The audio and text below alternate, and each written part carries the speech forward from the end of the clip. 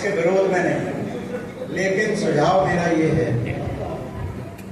कि व्यक्तिवादी राजनीति से हम लोग बहुत परेशान हैं। हम कलेक्टिव रिस्पॉन्सिबिलिटी और कलेक्टिव डिसीजन लेने में हम हर जगह पीछे रह जाते हैं। इसलिए अगर कोई भी संगठन बने तो वो सामूहिक कलेक्टिव रिस्पॉन्सिबिलिटी लेने वाला संगठन है।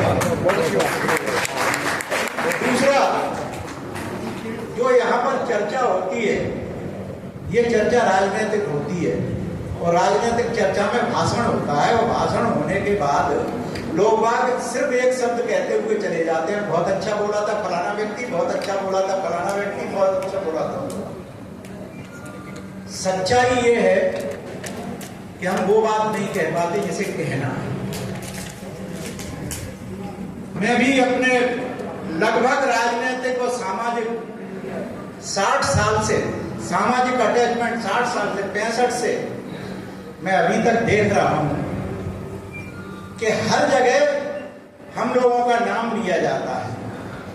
हर जगह हमारे नेता भी हम लोगों को जगाते रहते हैं, लेकिन जैसे ही चुनाव का दायरा आता है हमारे लोग चुनाव नहीं लड़ते। टिकट के लिए किसी न किसी दल के पास हमें जाना पड़ता है। बात हम पहले करते हैं विरोध में और बाद में फिर किसी न किसी दल के जाके शरणागत होकर ये कहना पड़ता है भैया टिकट मिल जाएगा क्या। कल को आपने ये संगठन बना लिया और टिकट मांगने के लिए आपने कहा कोई दल नहीं बनाया, कोई कुछ नहीं बनाया, कोई आपकी विजन नहीं है, कुछ भी नहीं है और जाकर के मैदान में पहुंच जाओगे तो भाई कैसे तुम चुनाव लड़ोगे। आजकल हमारे समाज की कही जाने वाली जितनी भी पार्टियां हैं, जितनी भी, बहुत स्पष्ट है, प्राइवेट लिमिटेड कंपनी बन रही है, चाहे वो उत्तर प्रदेश की हो, चाहे बिहार की हो, चाहे तो जो देखो वो अपनी प्राइवेट लिमिटेड कंपनी बना करके हमारे सामने समाज का ठेका लेता है। मैं बहुत स्पष्ट तौर पर यह कह देना चाहता हूं कि अगर आप कलेक्टिव रिस्पॉन्सिबिलिटी और कलेक्टिव लीडरशिप तैयार करेंगे, हम जैसे लोग आपका साथ देंगे। अब सड़क पर जाकर के लठ उठा करके चल तो नहीं सकते जैसे पहले चलते थे, लेकिन अनुभव इतना अच्छा है कि हम वो सब बातें बता सकते हैं, वो रास्ता सुझा सकते हैं जिससे सरकारें बनती हैं और नेता बनते हैं। कांशीराम जी ने अपना विजन दिया कि अगर SC ST OBC 85% हम इकट्ठे हो जाएं तो हम इस ब्राह्मणवादी शक्तियों को हटा देंगे। आपने कहा और सिर्फ आपने कहा, उसके ऊपर कितनी तैयारी की, वो तो हम तो धीरे धीरे करने थे, साधन नहीं थे। दूसरे समाज ने क्या किया, छद्म रूप में अपना एक आदमी OBC बनाया और OBC बनाने के बाद आज जो गुंडा राज चल रहा है, आज जो चाटुकार तो और दबे हुए और डरे हुए लोगों का राज चल रहा है, चाहे न्यायपालिका है वो डरी हुई है, राष्ट्रपति उपराष्ट्रपति का जो जिस तरह का व्यवहार मंचों से देखने को मिलता है, वो अपनी गरिमा को गिरा रहे हैं और सरकार तो जिस तरह के असामाजिक तत्व के हाथ में चल रही है, उससे आप अंदाज लगा सकते हो कि आज से 6 महीने पहले, बल्कि 1 महीने पहले सब लोगों की, पूरे देश की रूह कांप रही थी कि अगर ये 400 से ऊपर आ गए तो देश को बर्बाद करके रख देंगे और हमारा कत्लेआम। हम अपने उन समझदार लोगों के लिए आह्वान करते हैं जिन्होंने इस देश में संविधान को बचाने के नाम पर देश की संसद को और संविधान को बचा लिया है। लेकिन आप सच बताइए, 6 महीने पहले किस पार्टी के पास था यह आंदोलन कि संविधान बचाओ? बताओ 6 महीने पहले किसी भी पार्टी के पास रहा हो? बचपन से देखा है हम लोग सिर्फ संविधान की लड़ाई लड़ते रहे हैं। वो जो दलित वर्ग के, जो SC हैं, इन्होंने सिर्फ संविधान को याद करके रखा। जब NRC लगा और ये सब कुछ लगा, तब वो माइनॉरिटी क्लास को मालूम पड़ा कि अरे संविधान से हम बचेंगे वरना हम नहीं बच पाएंगे। और जब किसान आंदोलन आया तो उन्होंने कहा भैया अभी तक जिन्हें हम गाली देते रहे, जिस अम्बेडकर से घृणा करते रहे, अगर इसे सीने से नहीं लगाया, इसके संविधान को नहीं लगाया, तो देश भी नहीं बचेगा और हम भी नहीं बचेंगे। उन्होंने भी उसे स्वीकार किया और इसके लिए मैं बहुत बहुत धन्यवाद देता हूं प्राइम मिनिस्टर को। चाहे कितनी भी गलतियां कर रहा हो वो व्यक्ति, लेकिन उसने संसद में 2 दिन तक संविधान के ऊपर चर्चा करा करके आम नागरिक को यह बताने का प्रयत्न तो कर ही दिया था, चाहे गलती से सही, कि कोई संविधान नाम की चीज है जिससे देश चलता है और उस पर अगर अड़िग रहोगे तो अपनी सत्ता पालोगे। तो मैं और ज्यादा न कहते हुए, क्योंकि वक्त की गरिमा को देखते हुए और दुरुपयोग नहीं करना चाहिए कि कहीं मंच मिल गया है तो उस पर हम ज्यादा भूल जाए। हमने अभी मेरे साथी ने बताया कि वाल्मीकि मुख्यमंत्री बनना चाहिए, इस पर आप कुछ कहिए। मैं इस पर इसलिए कुछ और बातें कह देना चाहता हूं। यहां हम कितने लोग बैठे, ये मेरी बहुत दिन पहले ये बात वायरल भी हुई है, कितने लोग बैठे हैं जो चमार, भंगी, धोबी, दानव, कुम्हार, गड़गिया, नाई, तेली, मुसलमान, कोई भी आपस में एक दूसरे से अगर बच्चे प्यार करते हैं तो उसको बढ़ावा देने के लिए तैयार रहे हैं। कभी हमने जाकर के वाल्मीकि के घर पर जाके चाय पी है?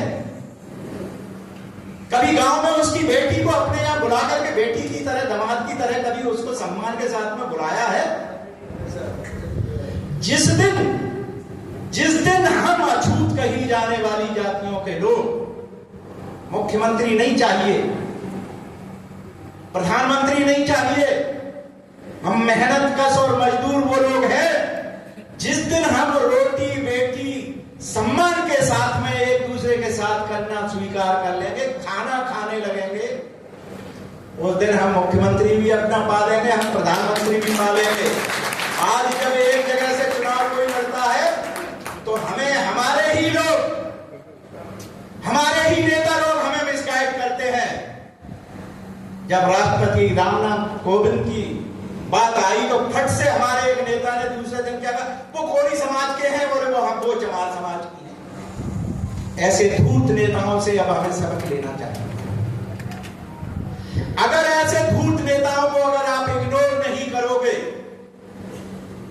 आपको अच्छी तरह पता है कि आज सरकार आपके हाथ में क्यों नहीं आई है। उसके लिए जिम्मेदार हमारे वो नेता हैं जिन्होंने हमारे सीने में खंजर भोंपा है।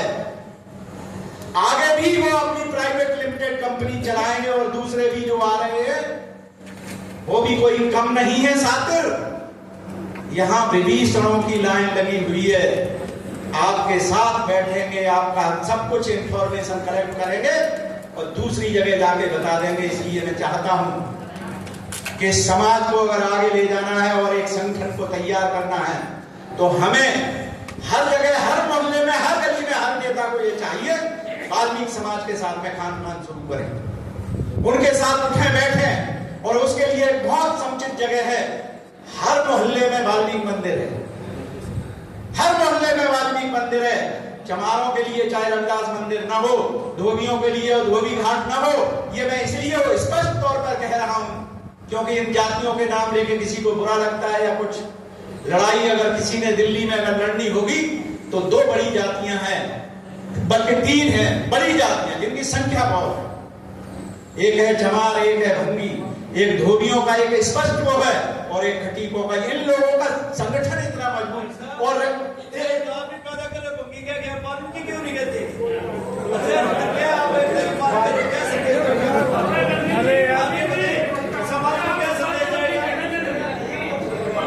तो कोई ना कोई टीका टिप्पणी उठेगी और उसे समझाने के लिए बहुत जरूरी है कि हम लोगों को इस मंच से एक निर्णय ले लेना चाहिए कि पहले हम अपनी सामाजिक जो बुराइयां हैं जिसमें हमने आपस में एक दूसरे को अछूत बना रखा है, उस अछूतपन को 6 महीने के अंदर पूरी तरह से अपने अंदर से मिटा देंगे और उनके बीच में खान पान और आना जाना जब शुरू करेंगे, उनमें से कोई नेता तैयार हो जाएगा और जब उनमें से नेता होगा उसको किसी भी दल बल की जरूरत नहीं होगी, वो अपनी दम पर चुनाव लड़ेगा और वो समाज के लिए एक नया नेतृत्व प्रदान कर पाएगा। और अगर आपने मंच से नेता बनाने शुरू किए तो ये याद रखना कि कल को जब टिकट बटेंगे हमारे पास संसाधन नहीं है, वो कहीं ना कहीं जाकर के अपने वोट मांगेगा और उसके पकड़े में आप पड़ेंगे, संगठन आपका फिर अधूरा रह जाएगा। इन्हीं सब बातों के बीच में सिर्फ आपसे अगर मैंने कोई ऐसी बात कही है जो समझने में आपको नहीं आई है, उसके लिए कभी भी आप मेरे से अगर बात करते हैं तो मैं अकेले में भी, सामाजिक तौर पर भी इस बात को कह सकता हूं। लेकिन पहली जरूरत है अपने अछूतपन को ईमानदारी के साथ में एक दूसरे के साथ मिटाओ, दूसरा तो तुम्हें अछूत कहता ही रहेगा। धन्यवाद। जय भीम। नमो। अगर आपको लगता है कि हमारा काम बहुजन समाज के लिए महत्वपूर्ण है, तो आप हमें आर्थिक सहयोग के लिए सीन दिखाए गए QR कोड स्कैन और फोन पे और गूगल पे और UPI और बैंक अकाउंट में कर सकते हैं। फोन पे, गूगल पे 9250529129, UPI 9250529129@YBL। Bank account state bank of India AC 1042994628, IFSC code SBIN 00065563। आपका छोटा से छोटा सहयोग समाज और हमें और मजबूत करेगा, जिससे हमें बहुजन पत्रकारिता में और निष्पक्ष बनाने में मजबूत करेगा। जय भीम, जय भारत।